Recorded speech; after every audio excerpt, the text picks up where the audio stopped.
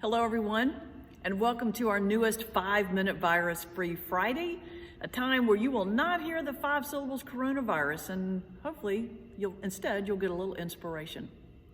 We are down to step 8 of the 9 steps to make change.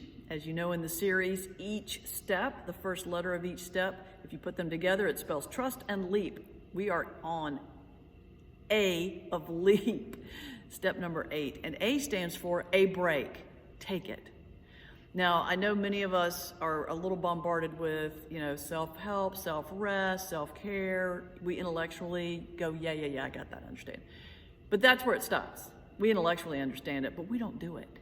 We're so into productivity and doing things, doing, that we burn ourselves down. And it's very important in the process of trying to make a change in one's life, which is an energy burner in and of itself. Just the act of changing is so exhausting that if we don't back off and take a rest, then we will never have the power to push through and make that change. And we're always productive, always having to do. I love the quote, even if you win the rat race, you're still a rat in first place. I mean, kind of funny, right? I mean, why are we pushing like that? Why are we pushing so hard? For what? You don't have to. You got to pace yourself. It's a long haul. So today, I just wanted to talk a little bit about the power of taking a break. You've heard me talk about the signs in front of our church at Madison Avenue Baptist here in New York. We put all kind of different signs in front of our church. And one recently said, everything will work again if you just unplug it for a while. True, right? It's like rebooting your computer. People are the same. We'll work again.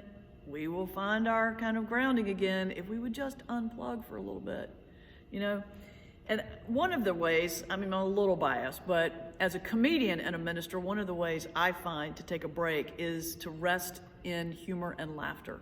Now, certainly meditation, prayer, taking a walk, all of that, disconnecting from electronics, as we talked about in the last broadcast, is important.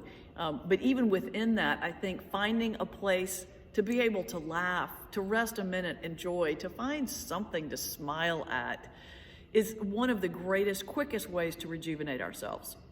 Another sign that we put out in front of the church said, the secret to life is to eat half, walk double, laugh triple, and love without measure. Don't you love that? I'll say it again. The secret to life is to eat half, walk double, laugh triple, and love without measure. Well, amen to that. There's so many reasons that laughter is important, besides the fact it's fun and it makes us kind of cheers our spirits. But, there's been so many studies by, for example, the American Medical Association, that laughter itself, the act of breathing in the air, the oxygen to laugh, can increase endorphins, reduce blood pressure, increase heart and lung function, increase our immunity. It's like really basic health benefits that come from laughter. It can also help improve our mood. With that increased endorphins, our mood rises.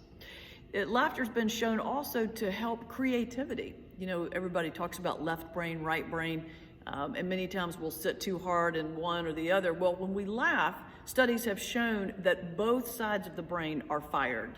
So if we take a break, find something to laugh, to enjoy, to find some humor in, then our brain almost resets and balances that left brain, right brain, so that we can actually engage both in our creative thinking. Laughter brings perspective on new ideas. Charlie Chaplin had a great quote that life in the close-up is a tragedy, but life in the long shot is a comedy. And that idea of stepping back and getting some perspective, and laughter can do that. It helps us see things in a fresh new way, especially ourselves. As you may have heard, and as I wrote in this book, Laugh Your Way to Grace, if you can laugh at yourself, you can forgive yourself. And if you can forgive yourself, you can forgive others. And there's kind of the truth of life in a nutshell, right? Well, here's some just quick ideas of how to remind yourself to laugh.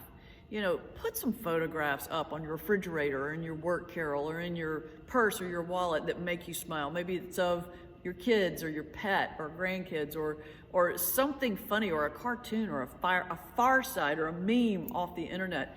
anything that would make you smile. Remember something that would make you smile.